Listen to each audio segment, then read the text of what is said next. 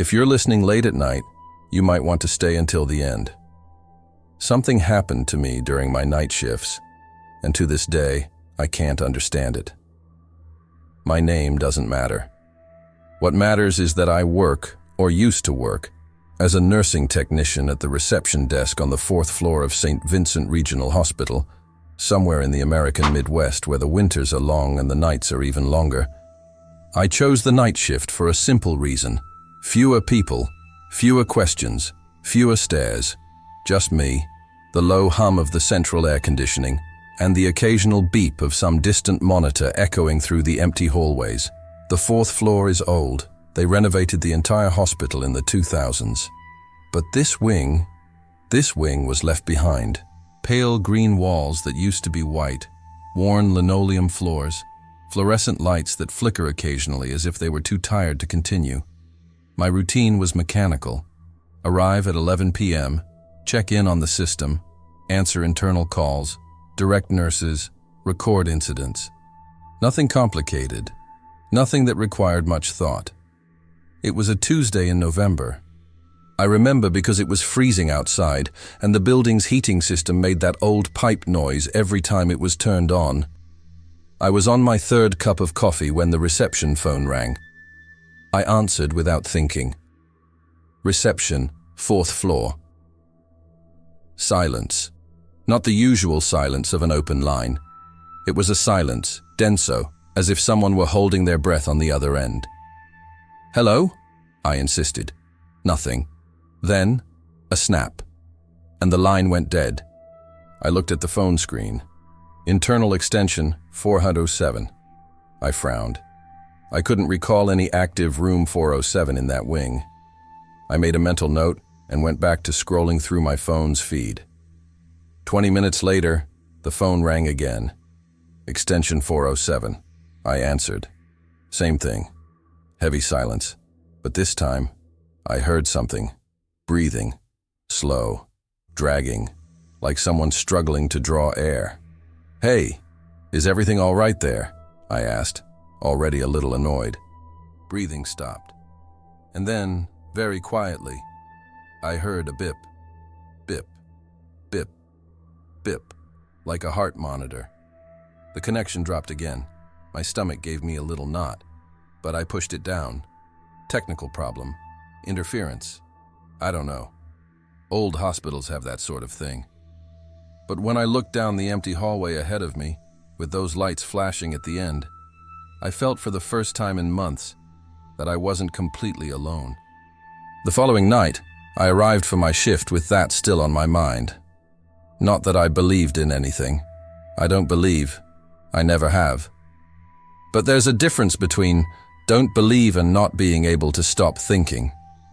I sat down in the reception area, turned on the old computer that took forever to load, and opened the hospital's internal system. I typed, "Extension 407. The screen flickered. "Extension 407. Status, disabled deactivation. Date, 12/08/2003. Notes, no authorized access. Deactivated for over 20 years.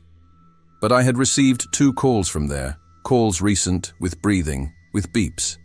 I tried to access more information, but the system simply froze every time I clicked, as if the page didn't really exist. I closed the program. I took a deep breath. I looked at the floor map hanging on the wall behind me. I ran my finger along the room numbers, 401, 402, 403, 405, 406, 408. Room 407 was not on the map. I felt a shiver run up the back of my neck. I got up from my chair. I grabbed the flashlight we use when the power goes out and walked down the main hallway. My footsteps echoed on the linoleum floor. The fluorescent lights buzzed above my head. I arrived at the wing where Flight 407 was supposed to be. Room 406 on the left, room 408 on the right, and in the middle, a wall. Just a plain wall, painted the same pale green as the rest of the hallway. No door, no sign, nothing to indicate that a room had once existed there. But something was wrong.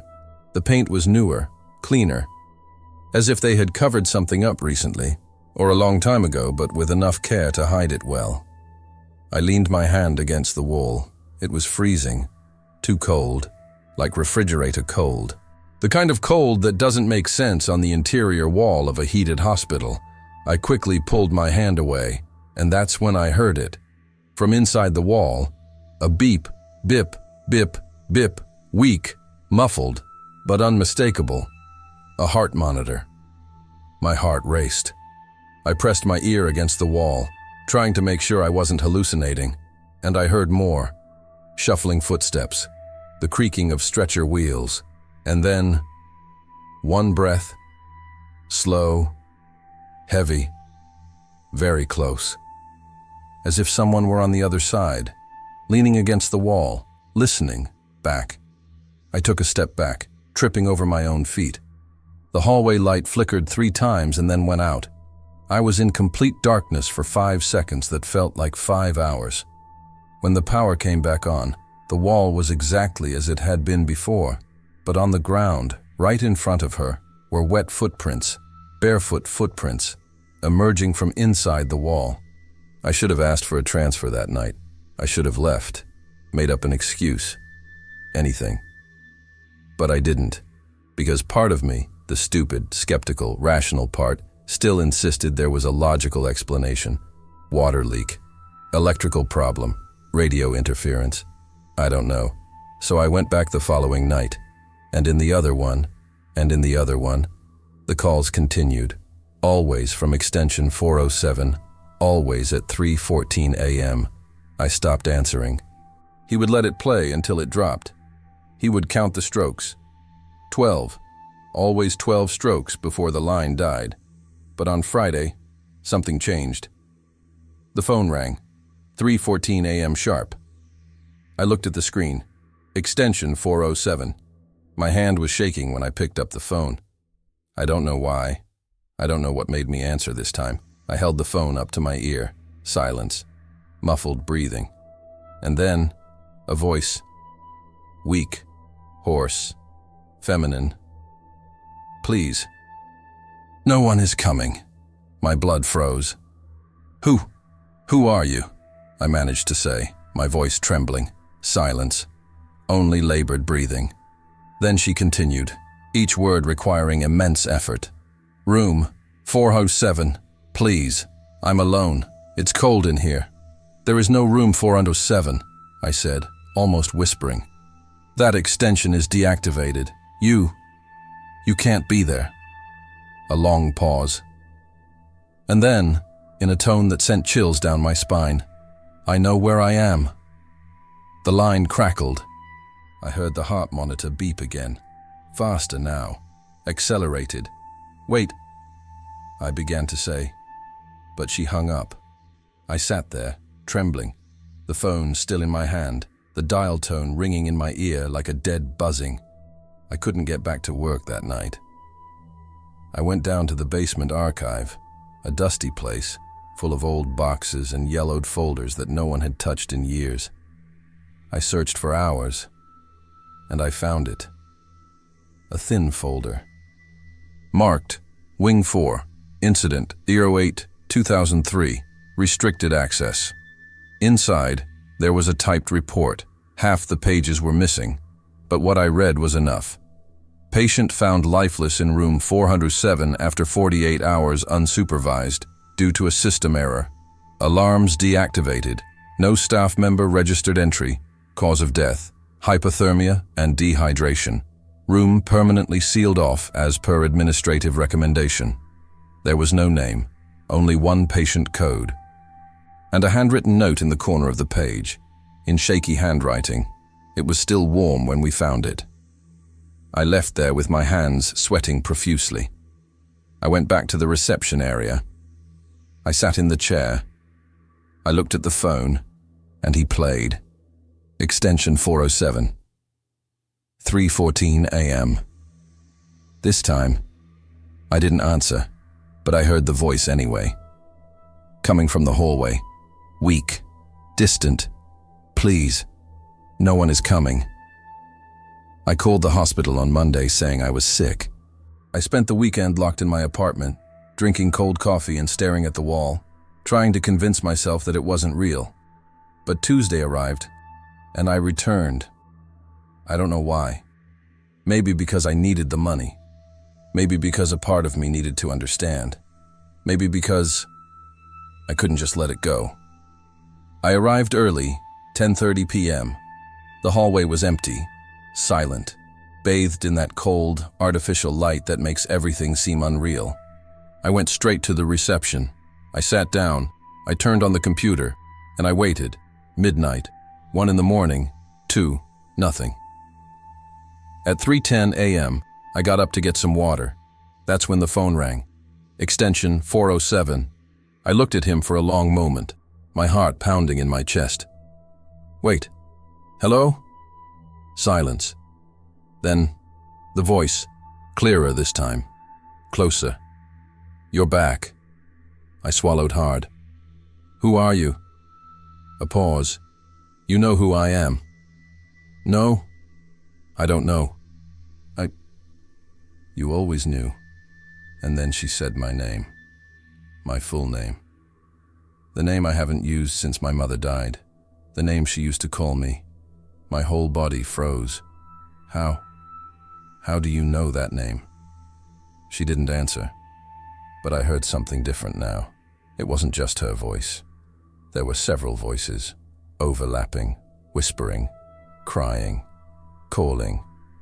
They're all saying the same thing. Room 407, please. Nobody's coming. I dropped the phone. It fell to the floor, but the voice continued to come from the receiver. I stood up. My legs were trembling, and I started walking. Down the hallway, towards the wall. I don't know what led me there. It wasn't a choice. It was like something was pulling me. I arrived in front of the smooth wall. The same wall where room 407 should be. I placed my hand on it. Ice cold. Always ice cold. I pressed my ear against it, and I heard everything. Footsteps. Stretcher being dragged. Rapid beeps. Gasping breath. Muffled sobs. And then, a knock. From the inside. Someone is banging on the wall. On the other side, talk, talk, talk, weak, desperate. I took a step back. The temperature in the hallway plummeted. My breath came out in vapor. The lights flickered. And when I looked at the wall again, there was a door. No had. He appeared, old, made of dark wood, with a corroded bronze number nailed to the center, 407. My hand moved on its own. It gripped the doorknob. It was freezing, wet, gray. The door opened, and inside, complete darkness, but I saw it. A hospital bed, empty. Yellowed sheets, a heart monitor turned off, and in the corner, with his back to me, a silhouette, standing, immobile, bent over, wet, as if she had just come out of somewhere cold. She turned her head, slowly, and I saw the face. I'm not going to describe it. I can't. But the eyes, those were her eyes. From my mother. I ran. I don't know how I managed to move. My legs simply reacted before my brain could process what I had seen. I ran down the hallway, stumbling. My breath caught in my throat. The lights flashed in sequence behind me, as if something were following me. I arrived at the reception, grabbed my backpack, and left without looking back. I submitted my resignation via email that same night. I never went back to St. Vincent again, but that wasn't the end. 3 days later, my cell phone rang, 3:14 a.m. Unknown number. I didn't answer. It rang again the following night, same time, and in the other one, and in the other one.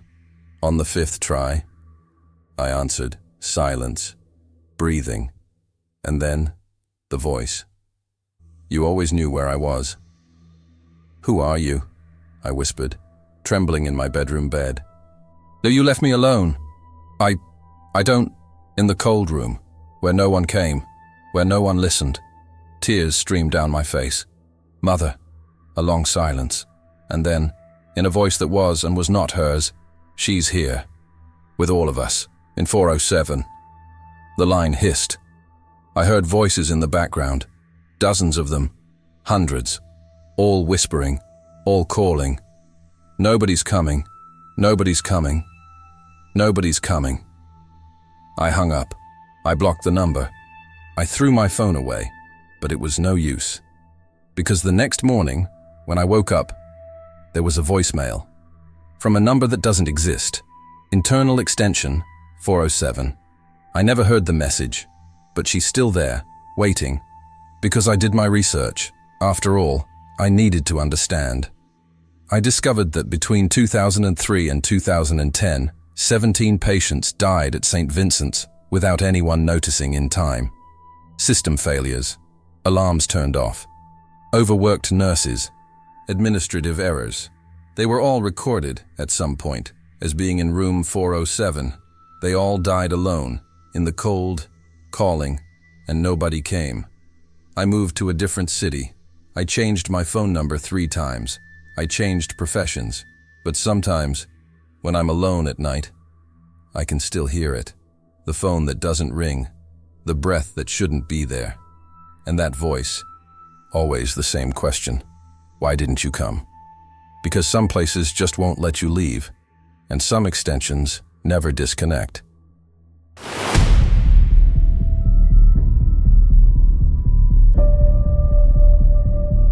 Something happened to me, and to this day I can't understand it. My name is Marcus. I am 32 years old, and I work as a nursing technician at Mercy General Hospital in Portland, Oregon. Night shift, always the night shift. 6 years in this place. 6 years watching people die, people survive, people beg for more morphine at 3 in the morning. You get used to it. Or at least that's what I thought. It was a Tuesday in October. A cold, rainy dawn, the kind that seems to suck the life out of everything. The hospital was empty, truly empty. Only 2 patients in the observation ward, both sleeping. I was in the reception area on the 3rd floor with Sharon, the head nurse. She was working on the computer. I was drinking bad coffee from a machine. Then the alarm went off. A sharp, insistent beep came from the safety panel. Sharon frowned. "Wing D," she murmured. "Wing D." Just hearing the name made me feel something strange in the pit of my stomach. "It must be a faulty sensor," I said, more to myself than to her. She didn't answer. She just looked at me with that tired expression that nurses in public hospitals know so well. "Go check it out, Marcus. Now." "Yes, now," I laughed. Not because I thought it was funny. I always laugh when I'm uncomfortable. It's a flaw. "That wing has been closed for 3 months, Sharon. There's not even electricity there. That's exactly why. Go ahead, turn off the alarm, lock the door properly, and come back." She started typing again. "Case closed." I could have insisted. I could have said it wasn't my job, but I was too tired to argue. Recent divorce, overdue bills, lack of sleep makes you accept anything. I grabbed the flashlight, the master key ring, and went. The hallways of Mercy at night are always silent, but that night there was something different. The kind of silence that weighs heavily, that echoes wrongly. I passed through the pediatric ward, empty, through the ICU. Only the hum of the mechanical ventilators. I went down the service stairs. My footsteps echoed against the cold concrete. The smell of old disinfectant and dampness filled the air. Wing D was located in the east basement, an older part of the hospital, built in the 70s. They closed it after, well, nobody talks much about why. They just say, renovation. But I've heard stories, 3 deaths in 1 week, all in the same hallway, different causes, medical coincidences. When I reached the entrance, my heart was already racing. The door was ajar. It shouldn't be. I pushed slowly. The hinge groaned. Cold air hit my face, a smell of mold, dust, and something else. Something sweet and rotten, like withered flowers. I turned on the flashlight, total darkness ahead, and deep down, far away, I heard it. Bip, bip, bip. A heart monitor. Working. I stood there for too long, just listening. Bip, bip, bip. Rhythmic, constant, like a beating heart. My first reaction was logical. Backup battery. Some of those old monitors had backups that lasted for months. Someone forgot to turn it off before closing the wing. Simple as that. But then why was my hand shaking while holding the flashlight? I went in. The corridor stretched before me like a gorge, walls of a faded pale green, peeling in places. The linoleum floor was covered in a thin layer of dust, stretchers piled against the wall, rusty wheelchairs, everything covered by dirty white sheets. The light from my flashlight sliced through the darkness, but never enough. There were always too many shadows. I walked slowly. My sneakers made a muffled noise against the ground. Each step echoed off kilter, as if someone were walking behind me, mimicking my pace. I stopped. Silence. I continued. The beeping got louder. I walked past an abandoned waiting room. Old magazines were scattered everywhere. A plastic cup lay overturned. Chairs were arranged in a circle, as if someone had just left. Further ahead, a dirty sign on the wall. Wing D, rooms 40-50. The monitor was coming from that direction. I should have gone back. I know that now. But something inside me, foolish pride perhaps, or just the need to prove I wasn't afraid, pushed me forward. I arrived at the central nursing station, a U-shaped counter, old computers covered in plastic, clipboards hanging on the walls. Everything exactly as it had been left. That's when I noticed something strange. There were coffee cups on the counter. 3 cups, disposable, still containing liquid, recent. I touched the side of one of them. Warm. My stomach sank. "Security," I called, my voice too weak. "Is anyone here?" Nothing. Only the bip. Higher now. Closer. I continued down the hallway. The bedroom doors were closed. Rusty number plates, 40, 41, 42. The flashlight's light flickered. I hit her with the palm of my hand. She went back to normal. I took a deep breath. The air was freezing. I could see my own breath forming a mist. Strange. The underground was never this cold. That's when I heard the second sound. It wasn't the monitor. It was breathing. Slow, heavy, mechanical, like a lung ventilator. It came from one of the rooms on the right. I pointed the flashlight. The door to room 43 was ajar. I pushed carefully. Inside, covered by a dusty sheet, was an old mechanical fan, turned off. But I could have sworn I heard bip, bip, bip. I'll turn around quickly. The sound was coming from the end of the hallway, and now there was another one. Bip, bip, bip, bip. 2 monitors, beating to different rhythms. My breath became short. My mouth was dry. "Okay, Marcus," I whispered to myself. "Just turn that damn thing off and get out of here." But my voice sounded too small, too weak. It felt like the hallway could swallow me whole. I kept walking.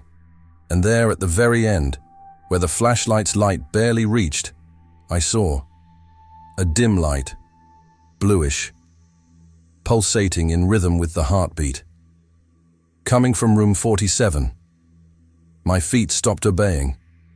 I stood there, in the middle of the hallway, staring at that blue light pulsing in the darkness. Bip, bip, bip. It wasn't just a monitor anymore. There were several, 3, maybe 4, all playing at different rhythms, creating a sick and uncoordinated symphony. My brain was trying to rationalize emergency generators, backup batteries in series, electrical fault that restarted the system, anything that made sense. But my body knew the truth. Something was wrong, very wrong. Even so, I walked. I don't know why. Maybe because walking back alone down that dark corridor seemed worse than going forward. Maybe because I needed to prove to myself that I was just old equipment. Perhaps because, deep down, a part of me already knew that it wasn't. Room 45 was to my left. The door was closed.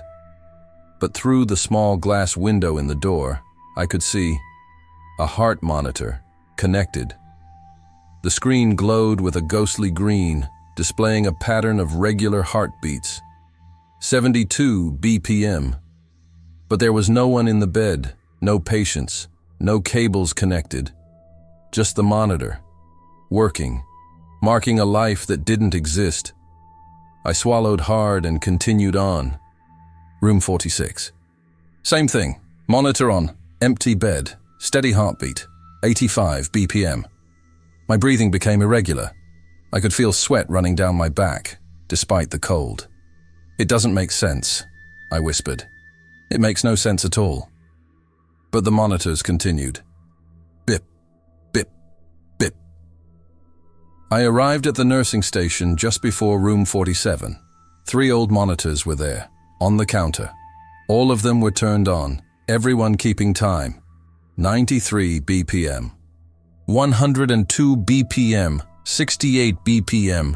I brought the flashlight closer. The monitor cables were loose, hanging down, not connected to anything. I reached out. I touched the screen of one of them. Immediately, the heartbeat accelerated. 93, 105, 120, 140. As if the heart on the other end was panicking. I stepped back, breathless. The monitor gradually slowed down. It returned to its normal pace. Jesus Christ. My voice came out trembling. That's when I heard a different sound. It happens.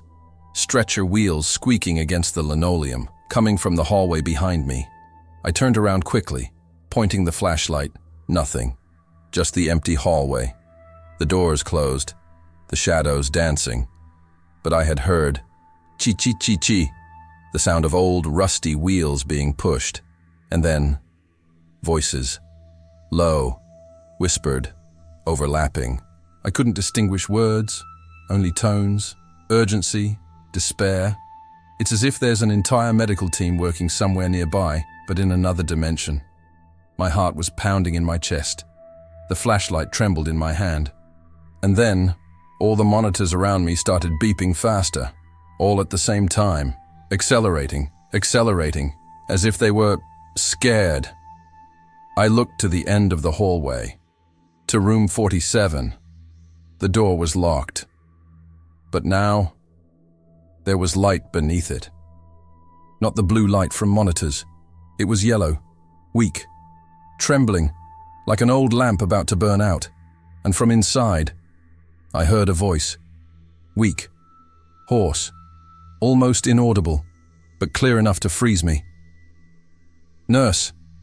Someone was calling me. From room 47. From the room that should have been empty for 3 months. My mind was screaming at me to run, but my feet wouldn't move. Nurse? The voice came again. Clearer now. Weak, but insistent. She wasn't threatening. She was needy, desperate, like a patient calling for help in the middle of the night. I'd heard that tone 1,000 times before. Scared people. Alone. Dying. But this was different, because that room was empty. I knew it was. He had that be. I took a step forward, then another one. The flashlight illuminated the door to room 47. The number plate was crooked, held in place by only one screw. The glass of the small window was fogged up on the inside. I couldn't see through it, but the light inside was still flickering. Yellow. Sick. And the monitors around me kept beeping faster and faster, like hearts on the verge of cardiac arrest. I put my hand on the doorknob. It was freezing. It was so cold it burned my skin. I hesitated. Nurse, please. The voice was closer now, on the other side of the door, waiting. I turned the doorknob. The door opened with a long, metallic creak that echoed throughout the hallway. The smell hit me first. It wasn't mold, it wasn't disinfectant. It was old blood, urine, decomposition, the smell of a body that has been neglected for too long. The light came from an old lamp above the bed. It flickered erratically, casting dancing shadows across the stained walls. And in bed, there was someone, covered by a white sheet. completely immobile. Next to the bed, an old heart monitor, connected, marking heartbeats, 62 BPM. I entered slowly, each step costing me all my willpower. The room was small, no windows, just the bed, the monitor, an overturned chair, and a medical tray lying on the floor. There was something written on the wall above the bed, scratch marks, red, as if made with fingernails. "Don't leave me alone." My throat closed up. "Hello?" My voice came out as a rough whisper. "Is anyone there?" The sheet didn't move, but the monitor sped up. 70 BPM, 80, 90. I took another step. I could see the outline of the body under the sheet now. Human form, arms along the body, legs stretched out. But there was something wrong with the proportions. Too skinny, too long. It was as if the bones had continued to grow even after death. "Nurse!" The voice came from under the sheet. My blood froze. You came." The monitor went off. 120 BPM, 140, 160, and then the sheet moved. It wasn't the wind. It wasn't my imagination. It was movement, deliberate. This is it. Something underneath was rising up. I saw the fingers first, long, too thin, white as paper, emerging from the edge of the sheet, holding the fabric. I waited. For so long. The sheet began to be pulled down, centimeter by centimeter, revealing something underneath. Pale skin, dry, stretched over prominent bones. I couldn't move. I couldn't scream. I just watched. And then, the light flickered. It was deleted. Complete darkness. The monitor emitted a sharp, continuous beep. Flatline, but in the darkness, I heard breathing. Next, very close, right next to my face. And then, I felt it. Cold fingers touching my shoulder, and a voice whispering in my ear, "Thank you for not leaving me alone." The lights came back on. The room was empty. No bodies, no sheets. Only the bed was unmade, and the monitor, turned off. Cable ripped from the socket. More fabric. It was still scoring. My heartbeat. 187 BPM. Run. I don't remember exactly leaving that room. I only remember running. Blind. Desperate. The flashlight fell from my hand somewhere in the hallway. I didn't stop to pick it up. I ran in the dark, bumping my shoulders against the walls, tripping over stretchers, knocking over chairs. Behind me, all the monitors went off at the same time. B-E-E-P. A chorus of alarms. Dozens of them, as if an entire ward were dying at once. And below the alarms, footsteps. They weren't mine. They were heavy, dragged, multiple. It was as if the entire medical team, dead for months, were following me down the hallways. I arrived at the exit door. I pushed hard. Locked. "No, no, no!" I yelled, shaking the doorknob. Their footsteps were getting closer, and then silence. Full. Absolute. I turned slowly. The hallway behind me was empty, dark, but I could feel it. Eyes. Dozens of eyes, watching me from the darkness, waiting. The door opened by itself, with a gentle click, like an invitation or a release. I didn't think. I just walked through, and then I ran. I climbed the service stairs, taking 3 steps at a time.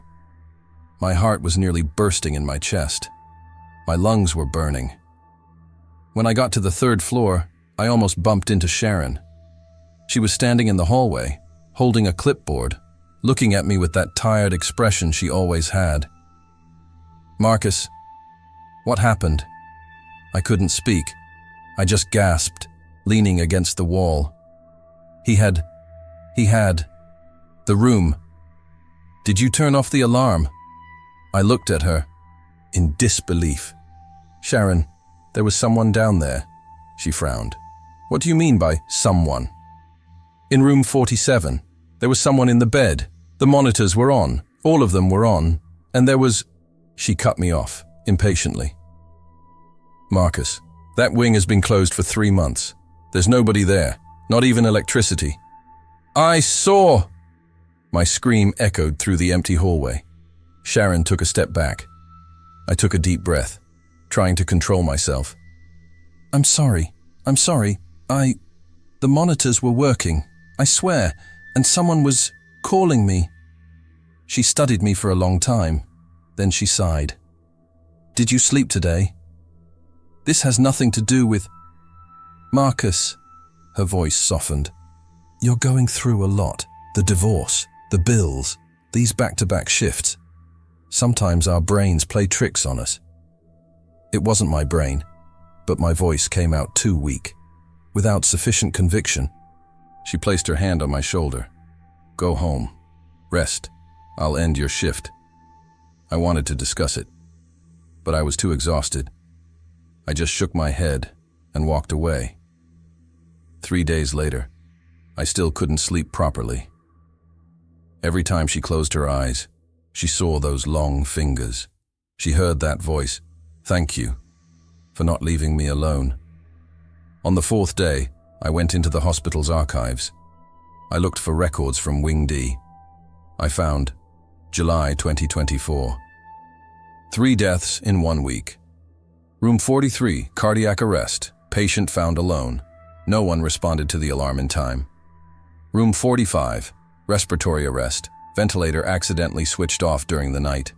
Room 47, cause undetermined. Male patient, 68 years old. Found dead at 3:47 a.m. No nurses on duty, no family members present.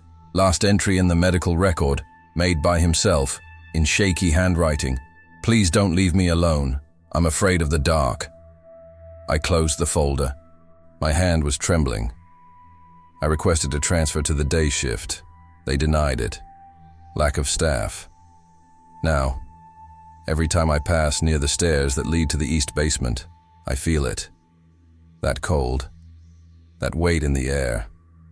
And sometimes, very late at night, when the hospital is quiet, I hear bip, bip, bip, coming from somewhere down there, recording heartbeats that shouldn't exist, of hearts that stopped months ago. But they are still waiting. They still call them. They still need someone, in the dark.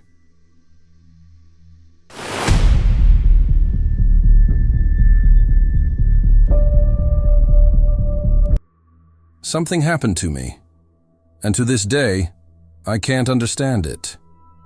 My name is Camilla, I'm 34 years old, and I've worked as a night shift nurse for almost 9 years.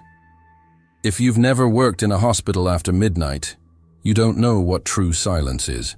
It's not the absence of sound, it's a different kind of presence.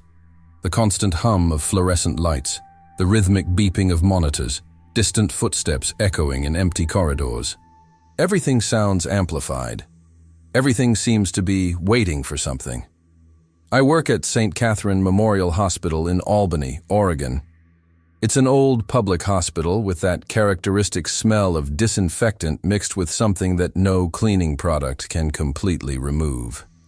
The ward where I work is the medical clinic on the 3rd floor. Chronic patients, mostly elderly, people who come in, stay for weeks, sometimes months. Some get better, others don't. The first time I saw Mr. Enrique was on a Tuesday, around 3 in the morning. I was doing my routine rounds, checking vital signs, adjusting IVs, seeing if anyone needed anything. Most people sleep at this time, or try to. When I got to bed 307, the curtain was partially open. The hallway light streamed in dimly, but enough for me to see an elderly man sitting on the bed, his back against the headboard. He looked directly at me when I entered.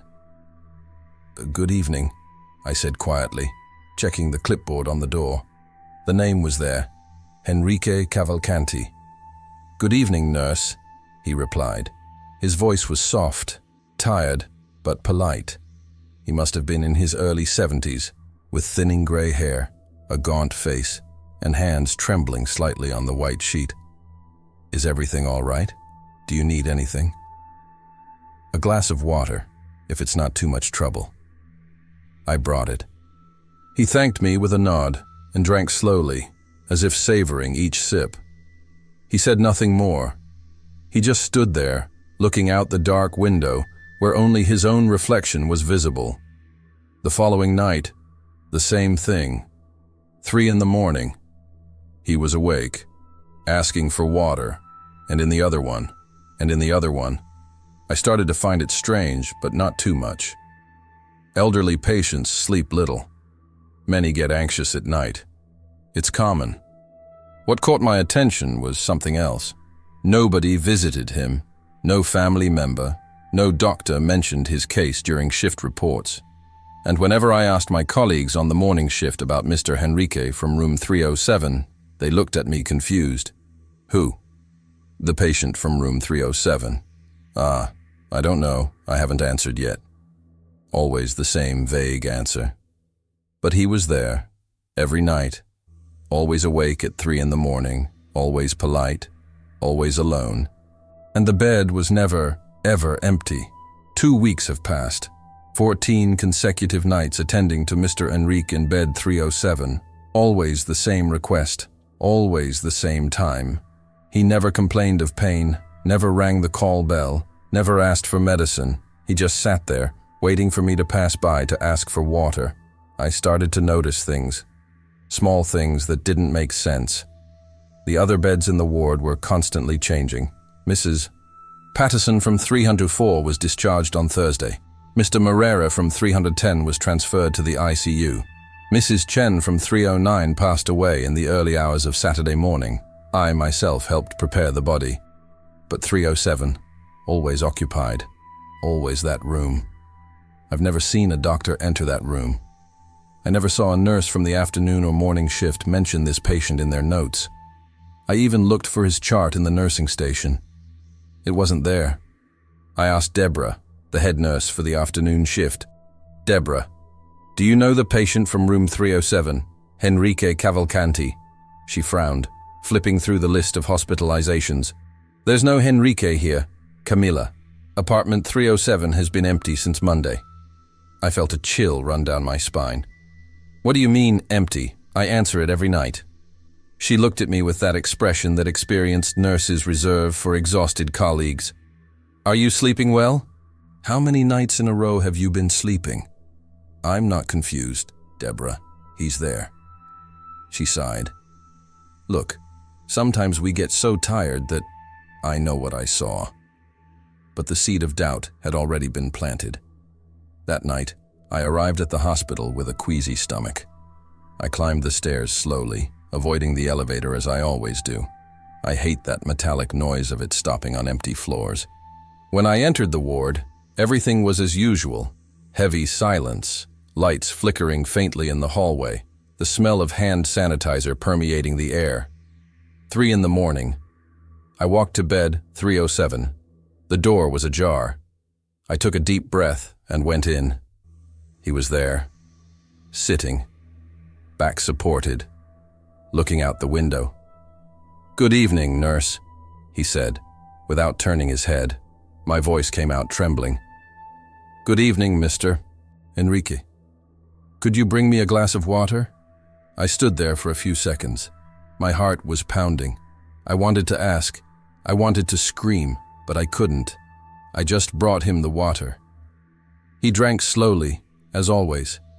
And when he finished, he said something he had never said before. Thank you for not forgetting me. I felt my blood run cold. Like this. He smiled weakly, but didn't answer. He simply leaned back and closed his eyes. I left the room with wobbly legs. I leaned against the hallway wall. I took 3 deep breaths, and that's when I decided I needed to know who this man was. The next morning, before leaving, I went down to the hospital's archives, and it was there that I found the truth. The inactive archive is located in the basement of St. Catherine Hospital. It's a place most employees avoid. Damp, poorly lit, with endless rows of metal shelves filled with dusty boxes. Old medical records, exams, documents that no one consults anymore, but which the law obliges the hospital to keep for decades. I went downstairs alone. It was almost 7 in the morning. My shift had ended half an hour ago, but I couldn't go home, not before I knew. The employee in charge of the archive was a middle-aged woman named Ruth. She looked at me with surprise when I asked for access to the old records. "What are you looking for?" "A patient.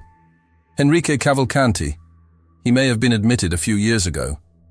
Ruth typed the name into the old computer, which took forever to respond. She frowned. "There's a record here, but it's quite old, 2018. Do you want me to look for it?" "Please." She disappeared among the shelves. I heard the sound of boxes being moved, shuffling footsteps, something falling. After about 10 minutes, she returned with a faded brown folder, full of yellowed papers. "They're here." I picked up the folder with trembling hands. Shelter. The photo stapled to the medical record was of him. Without a doubt. The same thin face, the same tired eyes, the same thin, gray hair. Name, Enrique Cavalcanti. Age, 71 years old. Date of admission, March 14th, 2018. Bed, 307. Diagnosis, congestive heart failure, bacterial pneumonia. Date of death, March 22nd, 2018. Time, DO3, ER17. Cause of death, cardiopulmonary arrest. I read that 3 times. 4, 5. Died 7 years ago. But I had just given him water. I continued reading. There were notes from the nursing staff. One of them caught my attention. Patient has no family, no visitors. Present signs of nighttime anxiety. Frequently requests company during the early morning hours. Reports feeling lonely. Another note, from the day before his death. Patient woke up at 3 a.m. He asked for water. We talked briefly. He thanked us and said, "You are the only family I have left." The last entry was from the night shift nurse. The name was blurred, but the handwriting was clear. Found lifeless at 3:17 a.m., alone. No family members to notify. Body sent to the morgue. Bed 307 unoccupied. I closed the folder. I felt the ground spin. Ruth looked at me with concern. "Are you okay?" I need to go." I practically ran out of there. I climbed the stairs, past the reception, pushed open the glass door, and stepped out into the daylight. The sun was rising. The air was cold. I took a deep breath, but it didn't help. I went home. I tried to sleep. I couldn't. I lay there staring at the ceiling, trying to find an explanation. Stress, extreme exhaustion, hallucination, anything. But I knew. I knew that when I returned to the hospital that night, he would be there. And it was. I returned to the hospital that night with a knot in my stomach that didn't go away all day. I arrived early, 10:30 at night. The previous shift's team was still finishing their notes. I greeted everyone as usual, put on my lab coat, and grabbed my clipboard. Everything was mechanical. Everything seemed normal on the outside. But inside, I was terrified. I made the rounds in the other rooms first. I delayed the inevitable. I checked vital signs, adjusted medications, talked to patients. Mrs. Kim from 305 complained about the food. Mr. Tavares from 312 asked for an extra blanket. Routine, safety, things that make sense. Until I looked at the clock. It's 2:58 in the morning. My footsteps echoed down the empty corridor. Each one seemed heavier than the last. When I reached bed 307, I stopped. The door was ajar, as always. A faint sliver of light escaped through the crack. I took a deep breath. I went in. He was there, sitting. Exactly like every other night.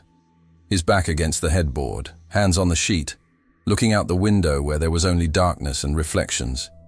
"Good evening, nurse," he said softly. My voice came out lower than I intended.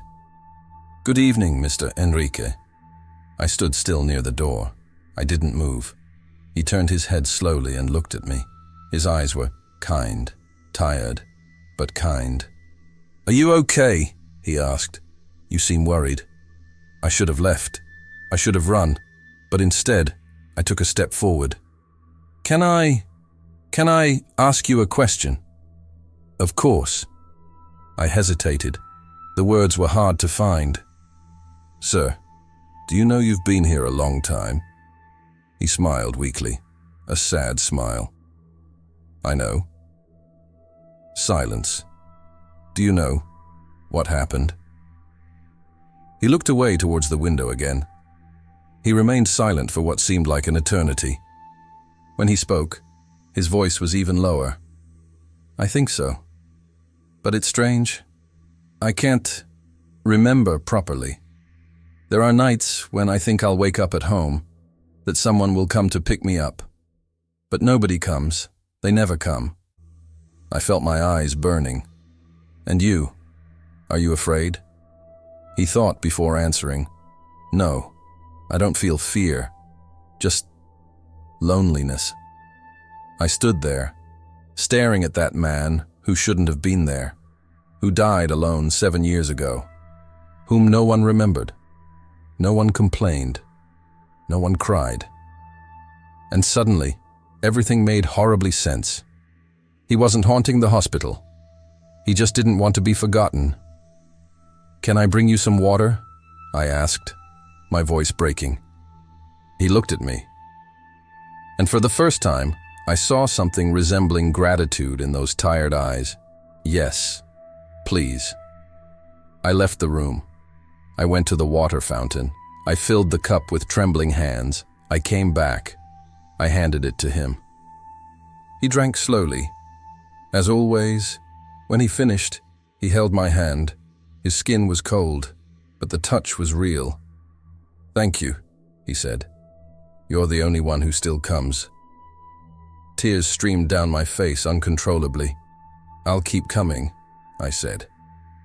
He smiled, and for the first time since I met him, he seemed at peace. I know. I left the room in silence. I closed the door slowly, and I stood there in the hallway, leaning against the wall, crying softly, while the hospital continued its heavy silence around me. Because now I knew, and I couldn't tell anyone. That was 3 months ago. Since then, I have continued to see Mr. Henrique every night, always at 3 in the morning, always the same request, always the same silent kindness. I bring the water. He thanks me. Sometimes we talk, other times we just stand there in silence. I never told anyone. How could I? Who would believe me? I can hardly believe it myself, and I'm living through it. I've thought about seeking help. I've thought that maybe I'm going crazy, that exhaustion has finally broken me, that I'm having some kind of nervous breakdown. But then I touch him. I feel his cold skin. I hear his voice. I see the empty glass when he finishes drinking, and I know it's real. There are nights when I find myself wondering, how many others are there? How many patients died alone in this hospital, with no one to hold their hands, no one to say goodbye? How many are still here, trapped in empty beds, waiting for someone who never comes? I started paying more attention. There's a room on the 2nd floor that always has its light on, even when it's supposedly empty. There's a hallway in the pediatric ward where I swear I hear children laughing at 4 in the morning. He has a wheelchair at the end of the 5th floor hallway that's never in the same spot 2 nights in a row. I don't investigate. I don't want to know. Because if I find out, what do I do? How do I deal with it? How do I continue working here, knowing that the hospital isn't just a place where people get better or die, but where some stay? Mr. Henrique never asked me why I keep coming. He never questioned why I don't run away. I think he knows. I think he understands that, in some twisted and frightening way, this has become part of my routine, part of who I am. He told me something one of those nights that I can't get out of my head. Do you know what's scarier than death, nurse? I didn't answer. I just waited. It's being forgotten even before you die. And he was right. I work in a place where people pass through, where bodies are treated, medicated, healed, or prepared for their end. But rarely does anyone stop and ask, who are you? What do you miss? What keeps you awake at night? Mr. Henrique died alone, without family, without visitors, without flowers at the wake, which probably didn't even happen. And somehow, he's still here, trapped in this endless loop of silent dawns, waiting for someone to care. And I care. Perhaps that's why he still appears to me. Perhaps that's why bed 307 is never empty when I pass by. Because as long as I remember him, as long as I keep bringing water, talking, acknowledging that he existed, he is not completely lost. Tonight, like every other night, I'll go up to the 3rd floor. I'll do my rounds. And when the clock strikes 3 in the morning, I'll go into bed 307. And he will be there, sitting, waiting. And I'm going to ask, "Do you need anything, Mr. Henrique?" And he will answer, "A glass of water, if it's not too much trouble." And I will bring it. Because some patients are never discharged, and some secrets can never be told. If you work the night shift, tell me where. And if you've ever been through something similar, you already know what to do.